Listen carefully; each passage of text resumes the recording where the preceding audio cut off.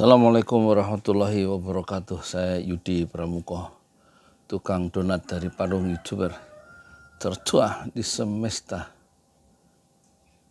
Saya pengen ini mau menjelang sholat lohor ya, 40 menit lagi.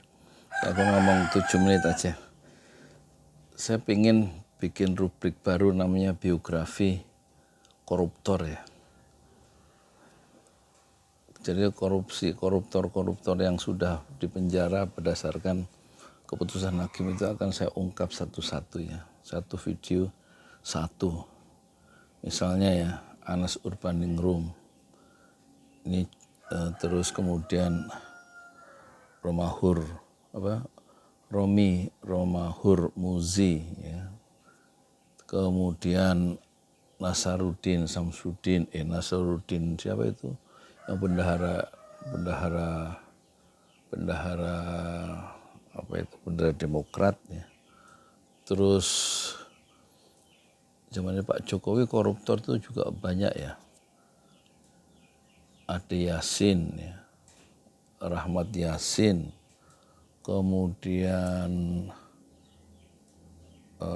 siapa itu Surya Dharma Ali, Setia Novanto. Itu nanti kita riwayat hidupnya kita ungkap ya, supaya jadi pelajaran buat yang lain yang dengar channel Pesantren Jolali, supaya jangan begitulah hidup yang sederhana aja sih.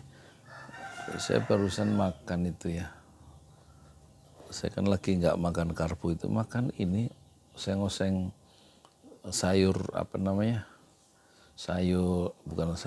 tauge bikinan istri saya, sama orek tempe sama teri, udah gitu aja makan. Kemarin makan apa, kentang 1 atau 2, kenyang udah ya. Apa karena perut saya orang tua ya, perut umur 62.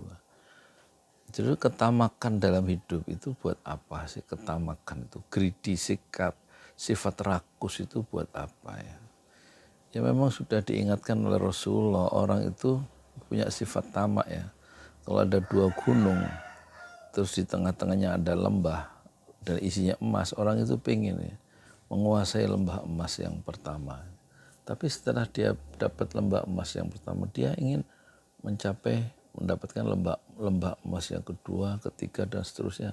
Sampai akhirnya kata Rasulullah, orang itu yang tamak tadi, itu mulutnya disumpel dengan tanah waktu dia di kuburan, dalam ukuran tanah 1 meter kali 2 meter. Jadi hakikat kehidupan itu bukan untuk mencari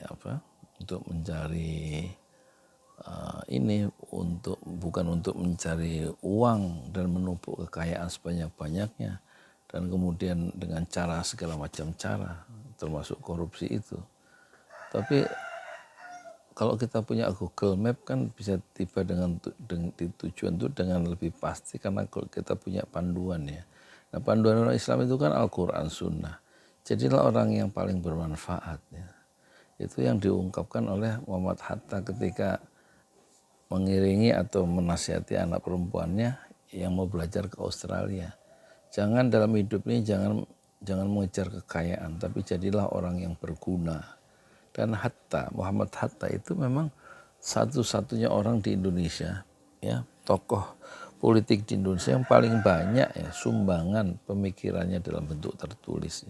Berarti dia paling banyak manfaatnya dibanding tokoh-tokoh yang lain. Apalagi Rasulullah sudah mengingatkan, khairun nas anfa'uhum linnas ya. Jadilah orang yang the best, yang terbaik, yaitu anfa'uhum linnas, yang paling banyak manfaatnya untuk makin banyak orang ya. Jadi bukan menumpuk kekayaan, menumpuk harta. Hidup aja sederhana, makan juga nggak usah makan yang sarapan itu misalnya habis sampai 500.000 sampai 1 juta gitu.